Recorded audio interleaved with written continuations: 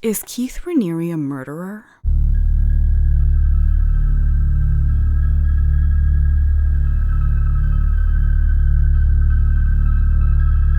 Hi there, I'm Roux. Welcome to my video where I talk about whatever I want. Inspired by D'Angelo I am, yes. And today I want to talk about NXIVM and cult leader Keith Raniere. This is the follow-up from the last one, so this is part 2.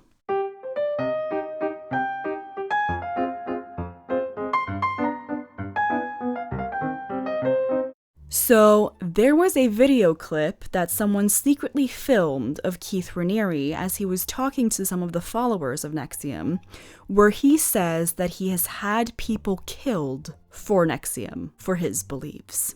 Now, people who are like him might just lie. He's a pathological liar. However, there might be some truth to that.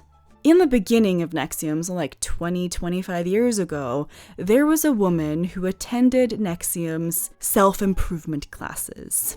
And she got really into it, and she attended a lot of them. One day, she went missing, and no one ever saw her again. It was really suspicious because the only trace that they ever found of her was a note in her car that said, "I've killed myself, you'll never find my body." And that she had taken a canoe out to kill herself in the lake nearby, in Anchorage, Alaska, I think it was. Now here's the thing, when someone dies in a lake, you always find something. They interviewed a bunch of people who have searched for a lot of dead bodies in lakes, and they say they always find something. Like, no matter what, like if you drown in a lake, you always find something, be it like part of their clothing, something.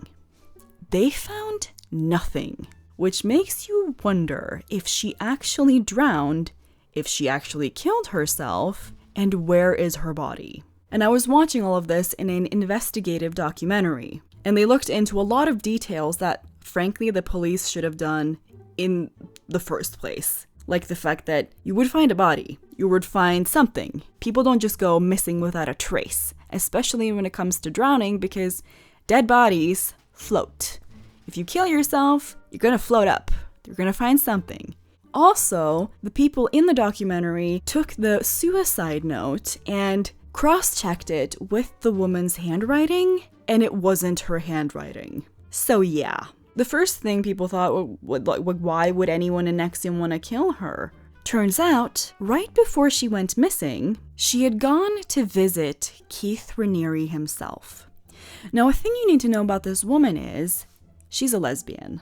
And apparently, Keith Raniere doesn't believe in lesbians. He finds lesbians offensive. And someone who was close to him says that that's because lesbians are women he can't have. And he can't handle that because he likes to manipulate people and he likes to know that he can just sleep with anyone if he wanted to. Apparently, Keith Raniere and this woman had had sex.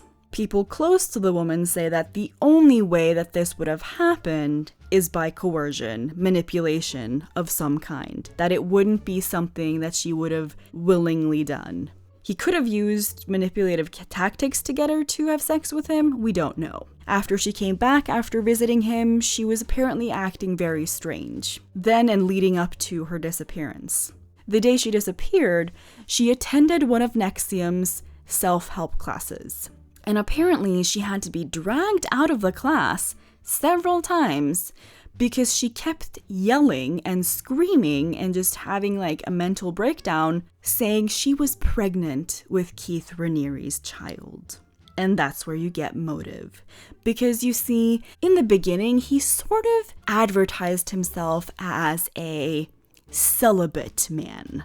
That he was the smartest man in the world, and that he was holier than thou, and that he was basically like Gandhi, sort of solidifying his guru status, was that he was, not a part of any worldliness, like sex.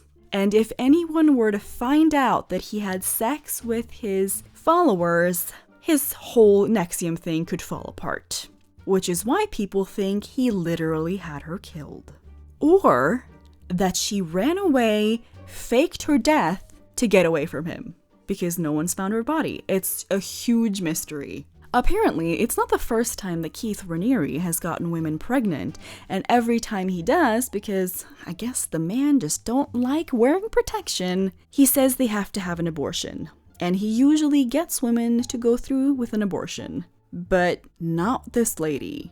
And that would have been a huge threat to him. Apparently, one of his teachings were so anti-protection that when he had sex with women, he literally said that if they consumed his bodily fluids, they would reach a new level of nirvana, of enlightenment.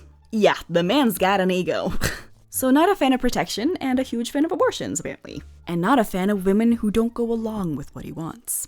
The second murder case that he's suspected of is of a woman who died in her 30s, but that earlier, before she died, had accused him of molesting her when she was a minor. And I say accused, it's more like hardcore evidence, because her sister literally walked in on him doing it with her minor sister. And then later they reported him. He had manipulated the young girl into sleeping with him. He was very charming, apparently. The way she died, hella suspicious. She had for years kept saying that he had molested her, and that's not good for his image, is it? No. And the way she died was positioning a shotgun in her mouth and pulling the trigger while lying on the ground. Very strange position, not to mention the fact that women usually don't kill themselves in such a violent way. The people who made the documentary, who were doing research where police just didn't give a shit about doing their jobs, I guess, figured out that she literally didn't have the arm length to pull it off. It's literally physically impossible for her to have shot herself with a shotgun in the mouth. So that's obviously a murder. The two last cases that he's suspected of is even more sinister. And you might say, oh my god, there's like a missing lady in a lake, fake suicide, shotgun in the mouth. What's more sinister than that?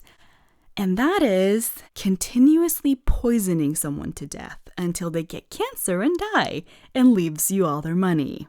Keith liked to have a lot of women around him. In his house, he had a lot of women who lived with him, and, it's come out later that he was sleeping with all of them, and that they knew about each other, and he was like, men are polyamorous and women are monogamous, so I can sleep with everyone, and you have to only sleep with me. There were several women who lived in this house with him who developed cancer, and 2 of them died. One of the women who survived actually had a lock of her hair from that time, because apparently he doesn't like women to cut their hair. He likes to control everything.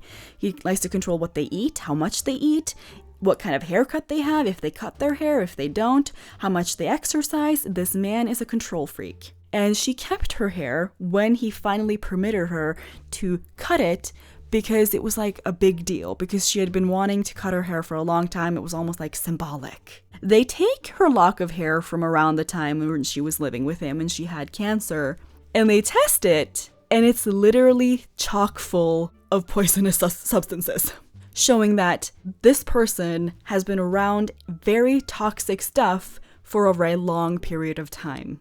And that kind of substance that they found in her hair, the toxic shit, is the same kind of stuff you find in rat poison. So now people think, with what's coming out, that he literally was poisoning these women slowly over time. If he had given them like a lot, of course they would have died immediately, but then it's like, you murdered them. But if you were to like slowly poison someone until they got health problems, in this case cancer, it's really hard to prove that you did anything. After these women died, they were very, very wealthy. They gave everything to him because, he's good at manipulating like that. That's it for part 2. Join me tomorrow when I talk about what happened to Allison Mack. Could she have been poisoned too? What would make a young, ambitious actress throw her entire life away for a man like Keith Raniere? I hope you enjoyed this episode. Do leave a like, comment, and subscribe. If you want to help me make this my full-time career, I love making videos with you guys. Do keep coming back. That's the magic trick. Thank you so much to my wonderful patrons. Thank you so much for believing in me. If anyone is interested in becoming my patron, because definitely some of the stuff I talk about is way too real for YouTube, it's not going to be eligible for monetization, do check out the link below. Most important thing though, keep coming back. That's what makes the magic happen and can help me make this my full-time career. Do comment below. What do you think so far? Do you have any additional information that you want me to bring up? Do comment below. Okay, love you, bye.